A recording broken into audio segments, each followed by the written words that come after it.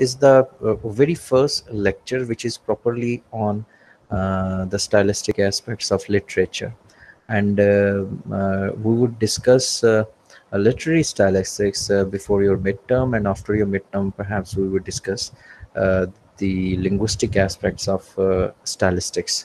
So there are two strands that I intend to touch in this semester. One is literary, the other one is linguistic. Uh, Definitely, our primary focus would remain on linguistics, but again, we would be also dealing with the literary stylistics as well. So, literary stylistics, it is important to understand that stylistics is not a very well defined and well demarcated type of discipline. It overlaps with other disciplines like linguistics, language, literature, literary criticism. So it is important to establish a distinction, I mean, between what is literary criticism, what is stylistics, and how stylistics is connected with linguistic analysis and literary analysis.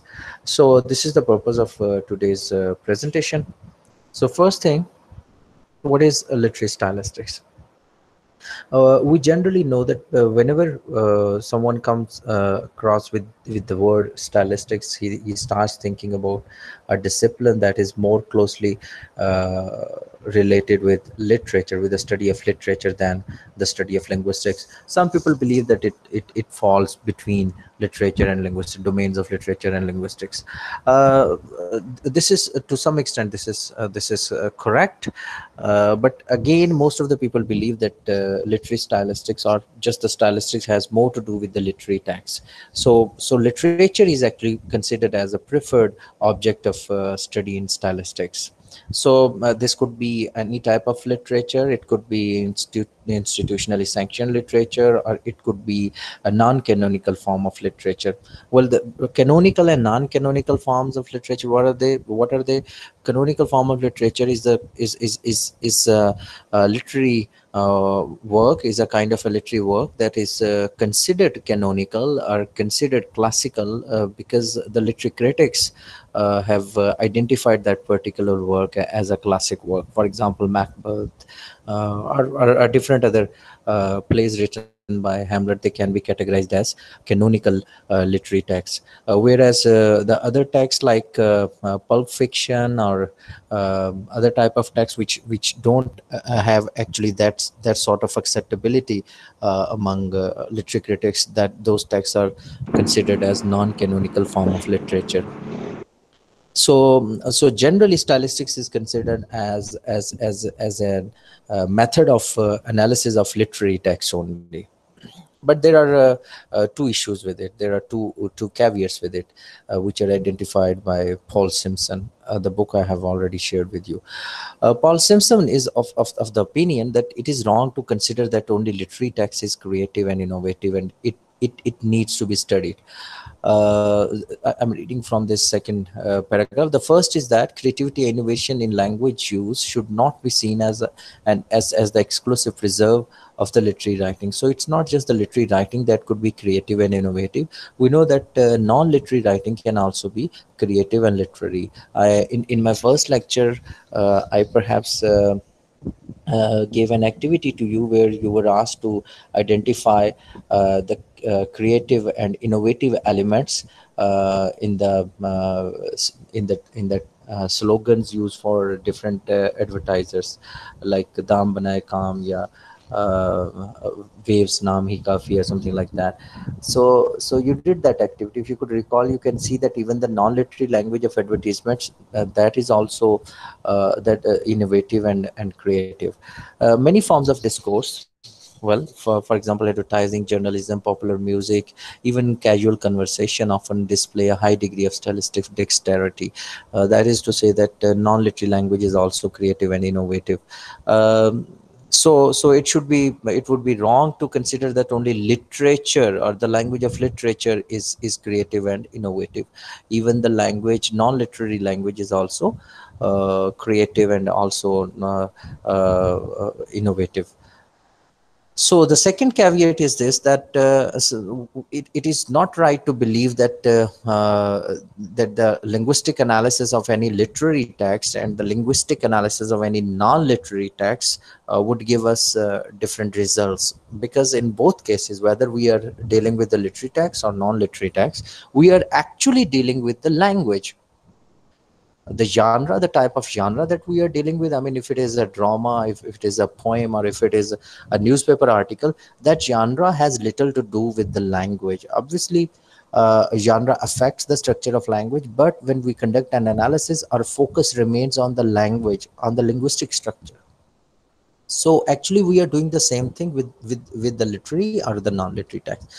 So, according to Paul Simpson, the notion that stylistics has much more to do with the literature and little to do with the linguistics is not correct, due to two reasons. Number one, when you say that stylistic analysis, I mean, should be an analysis of literary text only because this is the literary text which is creative and innovative, then you are wrong. Even the non-literary text can also be innovative, can also be creative. Secondly, when you believe that literary text can tell you more about the language structure, linguistic form, then again you are in the wrong. Why?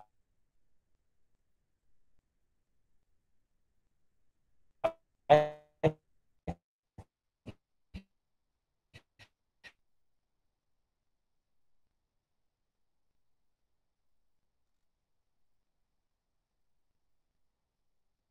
same type, it can provide the language of literary and non-literary. There is no difference of creativity between literary and non-literary. So hence your belief that stylistics, a stylistic analysis should be more, I mean, it is more related to the literary text, is also not true. Next, then if you read the first four chapters of the Mick book, I would recommend you people to study the first four chapters of the Mick book. Uh, Perhaps I have shared that book with you. This one, it is a very nice book, and this lecture was prepared uh, with the help of the first two chapters given in the book. So first four chapters are the part of your midterm syllabus. Till midterm, I would like you people to go through these four chapters, first, second, third, and fourth chapter. It would make around better to say five chapters. So you would have to read out at least 150 pages of the book. This would be very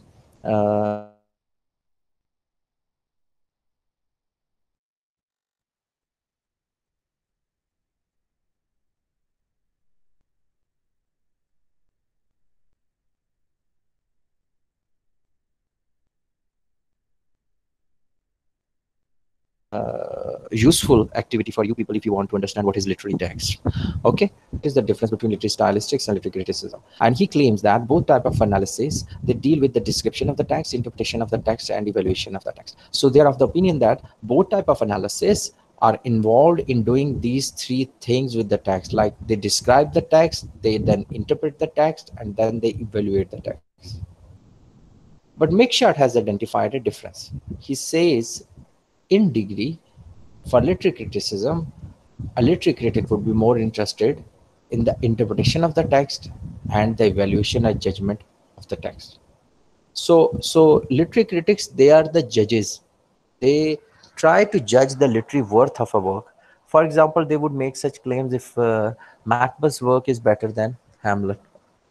I mean, Shakespeare's work is better than Christopher Marlowe, or better than Milton. If Johnson was a greater poet than Shakespeare, so they would try to compare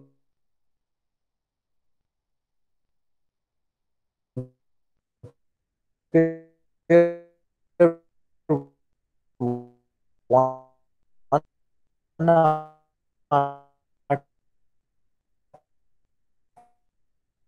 artist with the other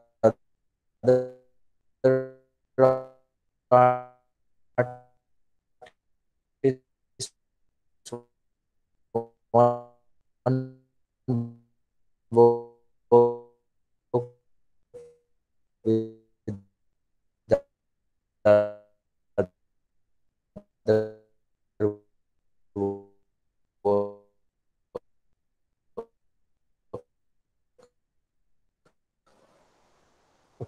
so we should evaluative activities which critics publicly involve themselves in are activities which take place after reading the whole text post processing. But there are two things that have been given here and that which are important. He says, yeah, true that all the critics are keen to evaluate the literary worth of a text, all the critics, but you cannot evaluate a text unless you interpret the text, and that interpretation is dependent on the description of the text. So actually, there are two preceding stages after which evaluation comes. So your evaluation is generally dependent on your interpretation and your understanding about the structure of the language. It means that first you read out a text before reaching to any conclusion and making conducting an evaluation. First, you read out the text. When you read out the text, only then you can think of interpretation and description. That's why he's saying that it is a post-processing method. That is, literary criticism is a post-processing method, means you first read out the whole work and then afterwards you try to establish, you try to evaluate that particular literary text. So it's post-processing, which is quite contrary to stylistics analysis. How